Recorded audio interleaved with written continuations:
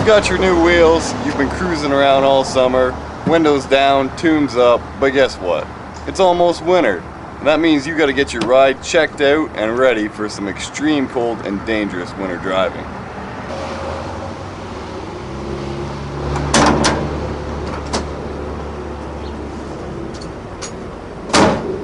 A good place to start is under the hood.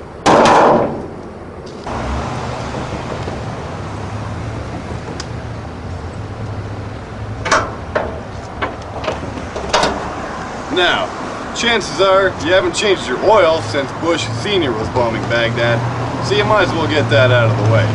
You might want to consider putting in a thinner grade of oil like 5W30 because in the wintertime it won't thicken up as much and it's more efficient to keep your engine lubricated.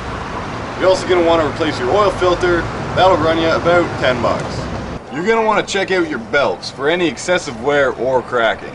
Another belt will run you about 10 bucks, but a busted belt could leave you stranded on the side of the road. Now, cold weather is real hard on your car's battery, so you want to make sure yours is up to the task. A lot of them have a green dot right in here. You want to make sure that thing is green. If it's not, get a new battery. Next thing you're going to want to check out is your coolant level. It should be topped right up and have a nice bright green color. You also want to make sure it's not going to freeze, so it should be good for about minus 20 degrees Celsius. Okay, finally you're going to want to check out your brake fluid and your washer fluid. Make sure they're both topped up nice and full. As you know, your wipers are very important in the winter time, but more on that later. Okay, in case you missed any of that, here's a checklist for under your hood. You want to change your oil, check your battery, your coolant, your washer fluid, and your brake fluid. Next thing we want to talk about is your wipers. In the winter time, your wipers are always working overtime.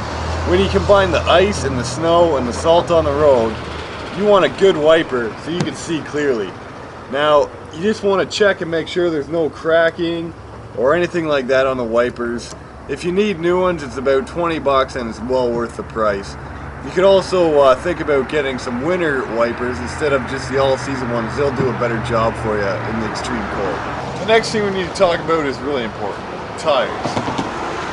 Now, if you're cruising around on old, bald tires, you're either going to be in the ditch or the back of some guy's Beamer. That's not where you want to be in the winter time. So you want to make sure you've got a good all-season tire with plenty of tread so you don't get stuck in the snow. Also, you're going to want to check the tire's pressure. Check that every couple of weeks, and it's not a bad idea to let a little bit of air out. That'll make your footprint bigger and give you some more traction. And in the wintertime, you're going to need it. Alright, let's talk about some supplies you should keep in your car if you're driving around in the winter.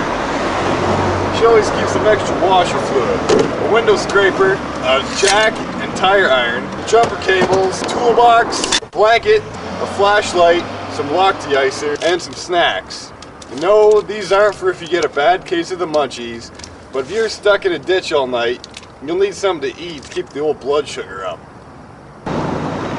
Okay, if you want to keep your ride looking this sweet for years to come, there's a few things you should remember in the wintertime.